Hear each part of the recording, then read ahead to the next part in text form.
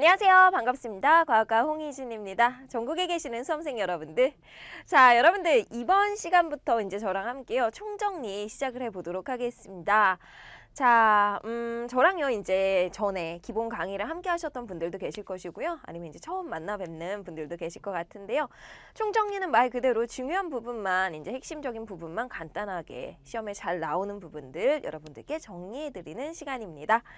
자, 그러면은 저 역시 이제 다른 과목들과 마찬가지로요. 이제 간단하게 그 내용 설명 그리고 이제 문제풀이 강의는 저는 이제 문제풀이 강의로 따로 좀 뽑아서 진행을 해 보도록 할게요. 자, 그러면은 오늘 가장 첫 번째 내용은 우리 1단원이죠. 우주의 기원과 관련된 내용들 시작을 한번 해 보도록 할 텐데요. 자, 우주의 기원. 우리 고졸 그 검정고시 내용은 우주가 만들어지고 그 다음에 태양계가 만들어지고 지구가 만들어지고 그 다음에 지구 안에 살고 있는 이 생명체들 환경에 대해서 쭉 살펴보는 이런 유기적 구성으로 이루어져 있죠. 가장 첫 번째 단원인 우주의 기원. 자, 가장 먼저는 우주의 크기를 좀 궁금해 했었습니다. 자, 그래서 우주의 크기를 알기 위해서 별까지의 거리를 재는 몇몇 가지 방법들이 있었죠. 이 방법들 먼저 살펴보시면서 진행을 한번 해보도록 할게요. 자리 옮겨서 시작해 보도록 하겠습니다. 자, 우리 가장 첫 번째 단원 우주의 기원. 자, 천체까지의 거리를 측정하는 방법 살짝 설명을 해드리고 이제 계속 이어서 나가보도록 할 텐데요. 자, 천체까지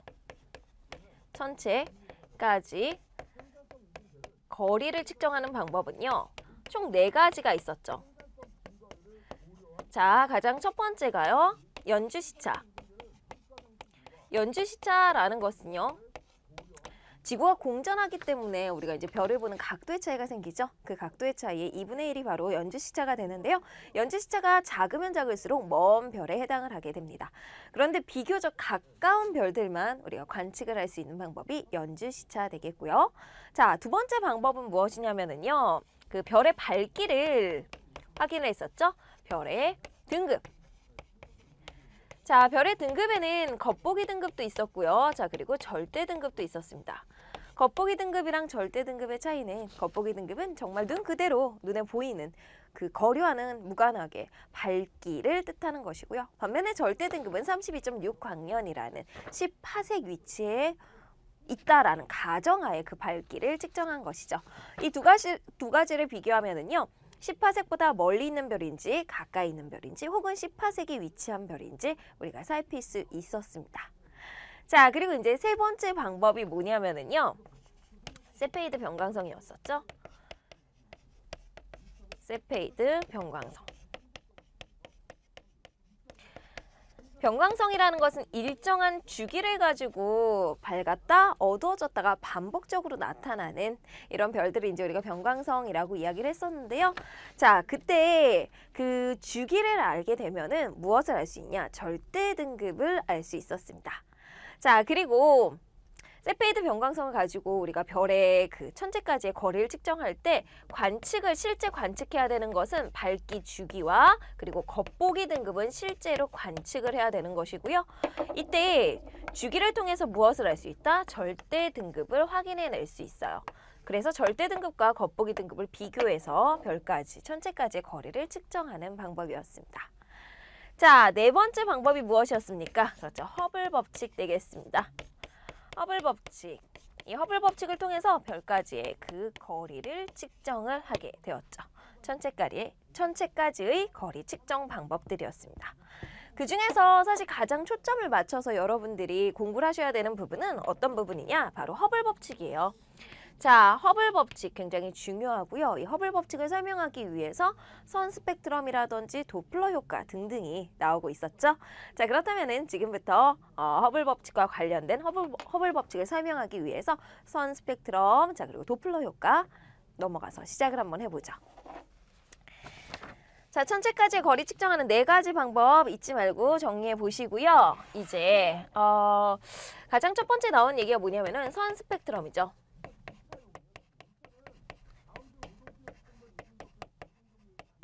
먼저요.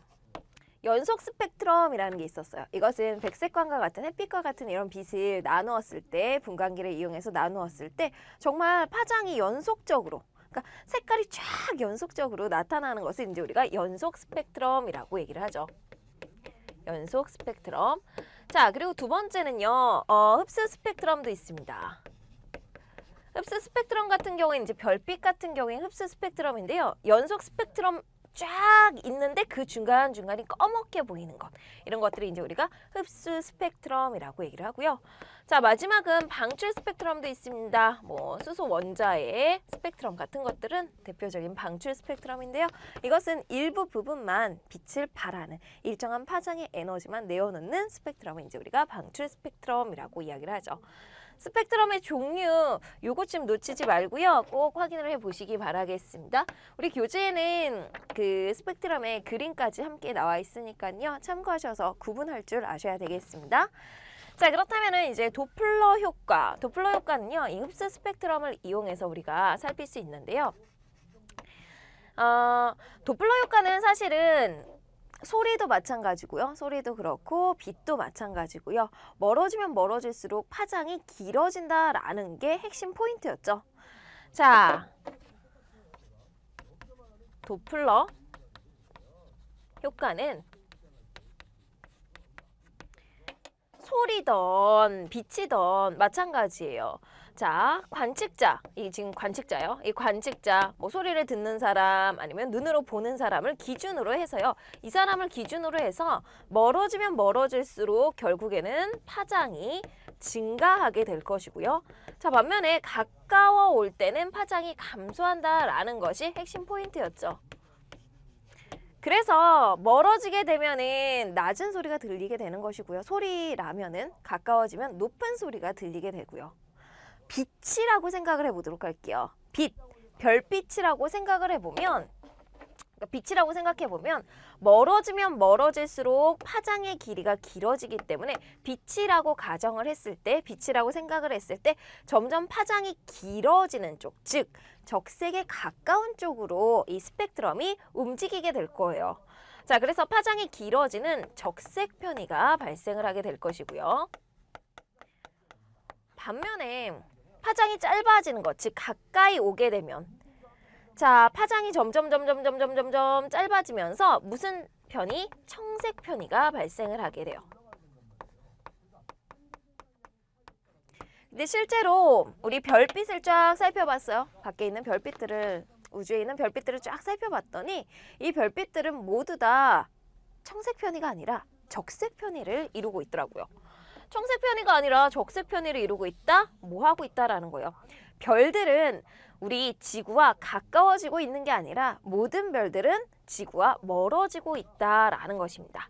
그래서 별빛들은 모두 다 적색 편의를 나타내고 있다. 즉, 별들은 점점 멀어지고 있다, 후퇴하고 있다라고 표현하실 수 있게 되는 거죠.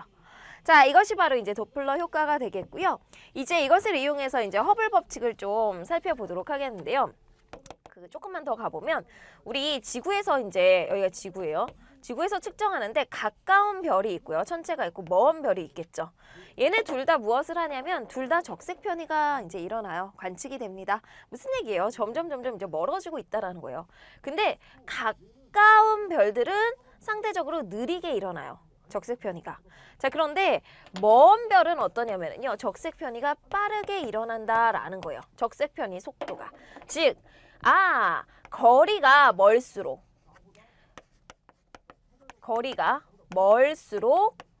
무엇이? 적색 편의 속도가 빨라집니다.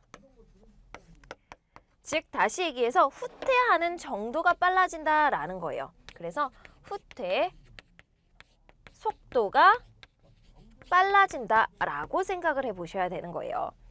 자, 요것이 이제 바로 기본적인 내용이 되겠습니다. 자, 그러면 이제 허블 법칙 한번 시작을 한번 해보도록 하겠는데요. 이 허블 법칙 같은 경우에는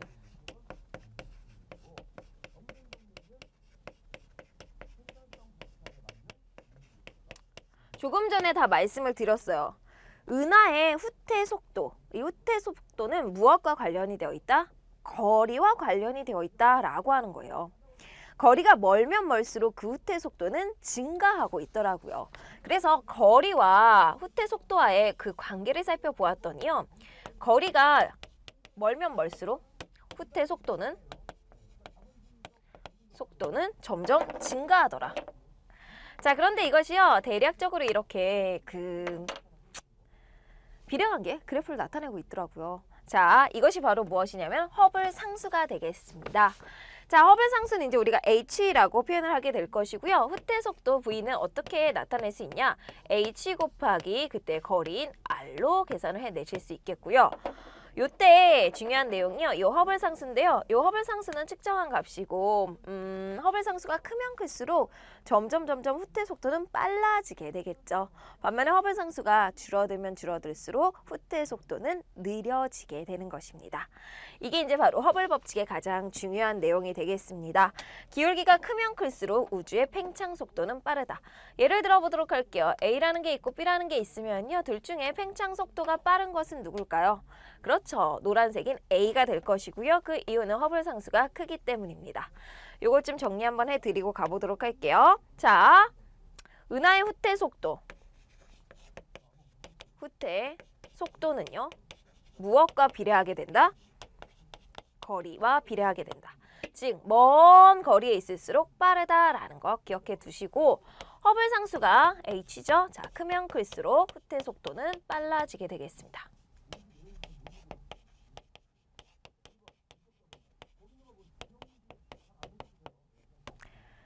자, 그렇다면은 이 허블 법칙을 이용해서요. 우리가 알 수 있는 사실이 있습니다. 바로 우리가 너무너무 그동안 궁금했었던 우주의 나이 그리고 크기를 예측을 할 수 있게 돼요. 자, 그런데 예측을 하기 위해서는 여러분들이 조금 생각을 좀 하셔야 되는 게요. 우주가 어떻게 만들어졌을 것인가 시간을 거슬러 올라가는 그 사고가 조금 필요해요. 우주, 지금 현재 계속 팽창하고 있다라는 것은 확실하죠. 적색 편의가 계속 발생하고 있습니다. 자, 그렇다면은 시간을 되돌려보도록 할게요. 자, 되돌리면 어떻게 되겠습니까? 점점 우주는 그렇죠. 작아지겠죠. 시간이 되돌리면. 그러다가 결국에는 한 지점에서 만들어졌다라고 이야기를 할 수 있지 않을까요? 한 점. 근데 그 점은 정말 초고온의 정말 초고밀도인 한 지점에서 팍 폭발을 해서 지금처럼 팽창을 하고 있다라고 가정을 할 수 있게 되는 거죠. 이것이 이제 바로 우주의 팽창이고요. 이 우주의 기원을 토대로 해서 우리는 우주의 나이 그리고 우주의 크기를 예측을 할 수 있습니다. 자, 가장 첫 번째 우주의 나이를 생각을 한번 해보도록 할 텐데요. 우주의 나이는 약 137억 년 정도라고 이제 이야기를 하고 있어요. 근데 그것에 영향을 미치는 게 바로 무엇이냐면요. 허블 상수가 되겠습니다. 우주의 나이는요. 허블 상수 분의 1, 즉 허블 상수와 반비례하고 있어요. 허블 상수가 작으면 작을수록 우주의 나이는 크다라고 보고 있습니다. 자, 여러분들 이 과정을요. 조금 기억을 해 두셔야 되겠고요. 다시 한번 우주의 나이는 허블 상수와 반비례한다. 반비례 관계에 해당을 한다라는 것 기억을 해 보세요. 자, 그렇다면은 우주의 크기는 어떻게 계산할 수 있냐면은요. 그 우주의 크기는 사실 이 후퇴하는 속도를요. 빛의 속력과 같다라고 생각을 하시고 나서 계산을 하게 되는 거예요. 그랬더니 그 크기가 한 137억만 광년 정도 되더라고요. 자, 우주의 크기는 무엇으로 논다? 빛의 속도거든요. 후퇴 속도를 빛의 속도로 계산을 한 것이 바로 우주의 크기가 되겠습니다. 자, 복잡하게 생각하지 마시고요. 우주의 나이, 허블 상수랑 관계되어 있고요. 허블 상수가 작으면 우주의 나이는 커진다. 반대로 우주의 나이가 작다라는 건 허블 상수가 크다라는 것을 뜻하고 있다. 자, 우주의 크기는 빛의 속도로 계산을 해서 대략적으로 지금 계산이 되었다 정도까지만 확인을 해보세요. 자, 허블 법칙과 관련된 내용들 이제 마무리 짓도록 하겠고요. 이렇게 해서 이제 우리가 우주의 기원 중에 가장 첫 번째 그 내용이었었죠. 정말 우주의 기원. 자, 이제 두 번째 내용이 뭐냐면 빅뱅과 관련된 내용들이 쭉 나오고 있었어요. 저랑 이제 빅뱅까지 지금 첫 번째 시간에 하시게 될 텐데요. 자, 빅뱅 시작을 한번 해보죠. 빅뱅이라는 것은 조금 전에 말씀드렸다시피 시간을 되거슬러 올라가다 보니까 우주는 점점 작아지겠죠. 자, 그러다가 한 점에서 시작을 했다라고 보는 것이 바로 빅뱅 우주론이 되겠습니다. 자, 빅뱅 우주론은 우리 아까 우주의 나이 얼마라고 그랬어요? 약 137억 년 전이다. 그때 이제 팍 폭발했다라고 생각을 하는 거죠. 우리가 이제 대폭발설이라고도 이야기를 하고 있습니다. 자, 입자는 어떻게 만들어지기 시작하냐면 되게 작은 것부터 만들어져요. 우리가 알고 있는 원자보다 더 작은 원자핵, 원자핵보다 더 작은 양성자, 중성자, 양성자, 중성자보다 더 작은 기본 입자부터 만들어지기 시작을 합니다. 자, 그럼 순서대로 한번 정리를 해보시면서 시작을 해보도록 하겠는데요. 중요한 시간, 자, 요것만 좀 적어드리도록 할게요. 약 137억 년 전에 무엇이 발생을 했다? 폭발이 일어난 거예요. 우주 대폭발이 일어났습니다. 빅뱅이 일어났다 라고 생각을 하시면 되겠죠. 자, 초고온에서 정말 초고밀도, 초고온에서 초고온의 초고밀도의 한 점에서 폭발이 일어납니다. 근데 이때는 너무너무 뜨거워가지고 사실 그 입자라는 게 존재를 할 수가 없었는데요. 그 다음에 이제 나타나는 게 무엇입니까? 가장 작은 기본 입자들이 나타나기 시작을 하죠. 기본 입자들 어떤 것들이 있어요? 쿼크라든지 아니면은 렙톤, 경입자와 같은 기본 입자들이 만들어지고요. 그 중에서도 아셔야 되는 게 쿼크는 좀 아셔야 되죠. 쿼크는 업쿼크랑 다운쿼크 뿐만 아니라 이제 합이 6개의 그 쿼크가 있는데요. 그 중에서도 업쿼크, 다운쿼크 두 가지는 기억을 해 두셔야 돼요. 자, 업쿼크랑 다운쿼크. 업쿼크는요, 전하량이 플러스 3분의 2고요. 다운쿼크는 마이너스 3분의 1의 전하량을 가지고 있었죠. 자, 그 다음에 이제 경입자들.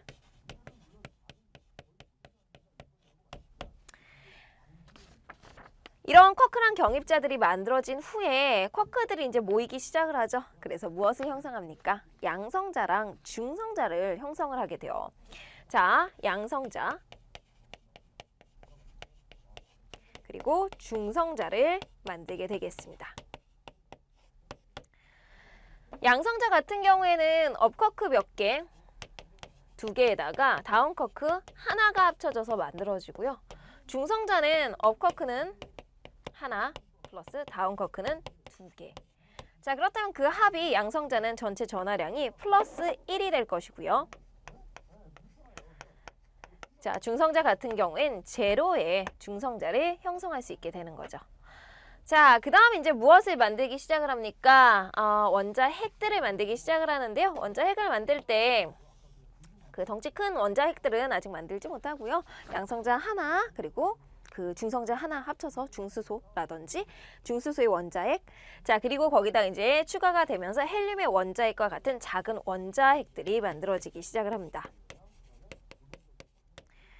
자, 원자핵들이 만들어지고요. 이때 수소라든지 헬륨 원자핵들을 만들어내기 시작을 하죠. 양성자랑 중성자는 한 3분 정도 지나고 나서 이제 만들어지고요. 3분 이후에 이제 원자핵들이 만들어지죠. 자, 그러다가 38만 년이 지났습니다. 자, 38만 년 후. 여기서 얘기하는 것은 빅뱅 이후.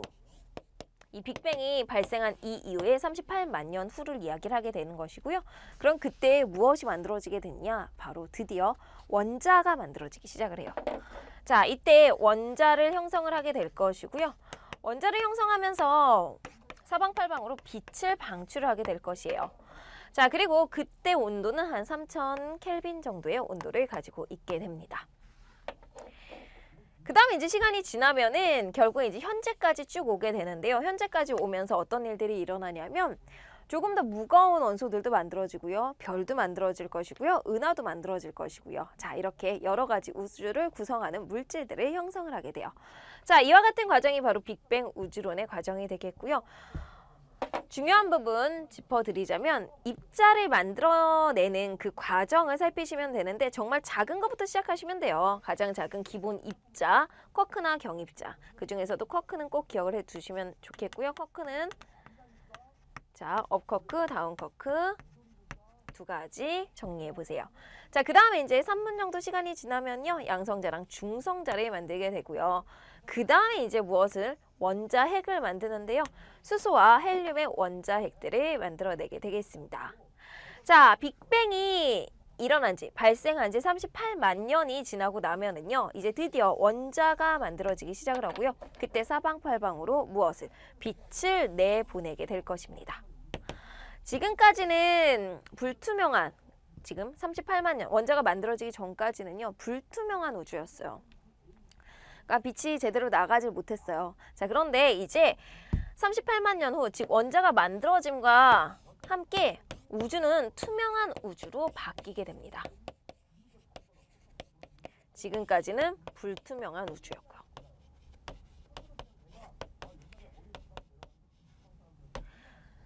두 가지로 투명과 불투명으로 한번 나누어서 정리해 보실 필요가 있겠네요. 이렇게 해서 결국에는 지금 현재 점점 시간이 지나면서 우주는 팽창을 하고 있게 될 것이고요. 우주가 팽창을 하면서 나타나는 현상들이 무엇일까요? 현재처럼 현재까지 쭉 오면서 별도 만들고 은하도 만들고 하면서 우주가 팽창되면 점점 밀도는 낮아지겠죠. 이거는 원래 그 빅뱅 시작부터 계속 그래왔어요. 팽창하고 있기 때문에. 자, 밀도 낮아질 것이고요. 온도 어떻게 되겠습니까? 당연히 감소하게 되겠죠. 자, 그래서 지금 현재는요. 한 2.7 켈빈 정도의 평균 기온을 가지고 있습니다. 우주 전체의 온도는 한 2.7 정도까지 떨어졌다. 자, 뿐만 아니라 우주 계속 팽창하고 있고 적색편이 관측된다 등등등등 정리 부탁드려요. 그러니까 앞쪽에서 하셨던 내용이랑 합쳐보시면 될 거라고 생각이 됩니다. 자, 이것이 이제 바로 빅뱅 우주론이 되겠고요. 그렇다면은 이 빅뱅 우주론의 증거를 한번 찾아보도록 할게요. 빅뱅 우주론은 과연 어떤 증거를 가지고 있느냐? 앞쪽에서 이제 우리가 예측을 한 거예요. 허블 법칙에 의해서 점점 감소한다라고 생각을 했더니 한 점에서 폭발했을 것이다. 적색 편의를 관측을 했더니 이렇게 되었다 등등. 자, 그렇다면 이제 증거를 찾아보도록 할 텐데요. 그 증거 첫 번째는요. 빅뱅 우주론의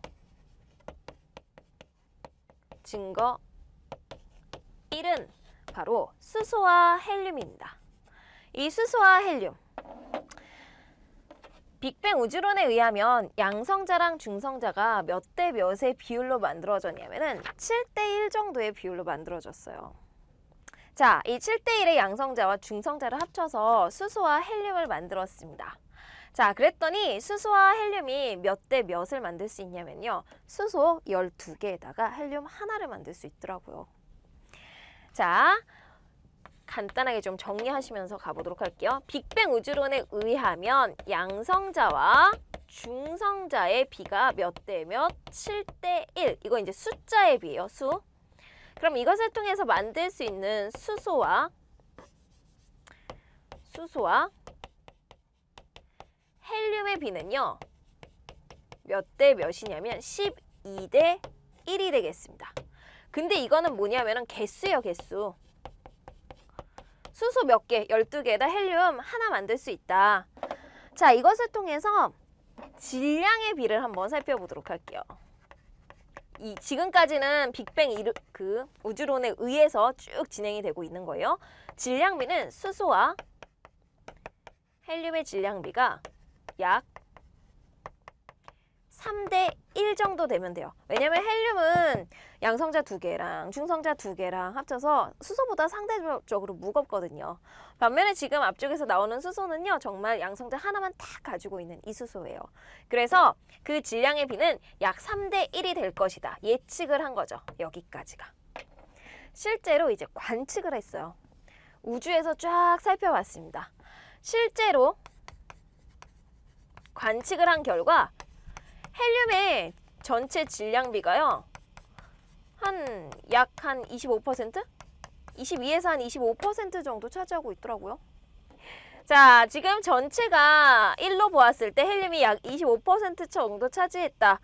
아, 그렇구나. 그렇다면은 거꾸로 역으로 생각한 빅뱅 우주론의 증거가 될 수 있겠다라는 것입니다. 우리가 예측한 값이랑 빅뱅 우주론에 의해서 그리고 실제 관측한 값이요. 큰 차이가 없어요. 대략적으로 비슷한 차이를 가지고 있기 때문에 이처럼 빅뱅 우주론의 증거로 우리가 생각을 할 수 있게 되는 것이죠. 자, 요것입니다. 결론이 그래서 뭐냐면 수소와 헬륨의 질량비 3대 1. 이것이 바로 빅뱅 우주론의 증거 1이 되는 거죠. 첫 번째 증거 찾아내셨어요. 두 번째 증거는 뭐냐면은요. 이 두 번째 증거는 여기에요. 38만 년 후. 38만 년이 지났을 때 원자가 만들어지고 그때 빛이 방출되었다라는 것 말씀드렸죠. 이 빛은요 모든 방향으로 나아가고 있었을 것이고요. 자, 그 빛은요 지금도 존재할 것이고 지금도 퍼져 나가고 있을 거예요. 근데 이 당시에 3000 켈빈의 그 온도에서 방출하는 그 빛이 지금 현재 점점 퍼졌다. 그림을 통해서 나타내 드리면요. 이제 이거 좀 지울게요.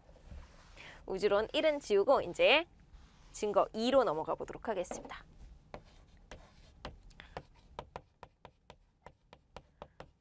이 당시에 원자에서 이제 빛이 방출이 됩니다. 자, 그렇다면은 사방팔방으로 이 빛은 나아갈 것이고요. 지금 현재처럼 시간이 쭉 지나게 되면은 이 빛들은 점점 파장이 길어지게 될 것이고요. 지금 현재도 사방팔방에서 관측이 돼야 될 것이다 라는 게 핵심 포인트인데요. 실제로 그래서 살펴봤어요. 여기저기서. 그래도 뭔가가 방출돼요. 우주 곳곳에서. 우주 여기저기에서. 근데 그 빛, 그 파장이 지금 현재 2.7 켈빈의 물체에서 방출되는 이 그 복사파랑 비슷해요. 비슷한 파장이 발견되고 있습니다. 예측을 거꾸로 해보시면은 이때 이제 3000 켈빈이었어요. 이때 방출한 빛들이요. 점점 퍼져나가면서 지금 현재 2.7 켈빈 정도에서 방출되는 빛으로 바뀐 거예요. 파장이 거리가 멀어지면서 점점 거리가 멀어지면서 파장에 변화가 생기게 된 것이죠. 자, 이것이 바로 이제 그 두 번째 증거에 해당을 하게 되고요. 이것은 이제 우리가 우주 배경 복사라고 얘기를 해요. 복사라는 건 물체가 내보내는 그 열을 이제 우리가 복사열이라고 얘기를 해요. 여러분 이제 우리 몸에서도 그 열 나가고 있잖아요. 물체들은요 각각 온도를 가지고 있고요. 그 온도에 맞는 열들을 내보내고 있습니다. 자, 그 복사파를 살펴보았다. 즉 우주의 배경이 되는 복사다. 우주의 배경, 복사열, 복사파라고 생각을 해주시면 되겠습니다. 복사파라고 생각해 주시면 돼요. 자, 그래서 두 번째 증거는요. 이때 만들어진 이 파장이 지금도 관측이 사방팔방에서 되고 있다라는 것이 핵심 그 포인트가 되겠습니다. 자, 우주의 모든 방향에서 2.7 켈빈에 해당하는 우주 배경 복사가 관측되었다. 그 시초는 이때 빅뱅 이후 38만 년 후에 만들어졌다 라고 정리해 보시면 되겠죠. 자리 옮겨서 인사드리도록 할게요. 자, 여러분들 오늘 그래서 가장 첫 번째 내용이 이제 우주의 기원이었어요. 우주의 기원 중에서도 우주를 이제 설명하기 위한 도플러 효과 그리고 빅뱅 우주론, 허블 법칙. 자, 그다음 이제 두 번째 내용이 이제 빅뱅 우주론과 관련된 내용으로 마무리 지어 보셨는데요. 자, 고생 너무 많이 하셨습니다. 수고하셨고. 다음 시간에는 저랑요, 우리 은하, 그리고 성간물질 등등등등 살펴보시고 그 다음 시간에 이제 저랑 실전 예상 문제를 함께 풀어보도록 할게요.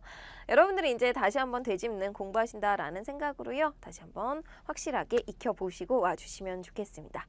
수고하셨습니다. 인사드릴게요. 안녕히 계세요.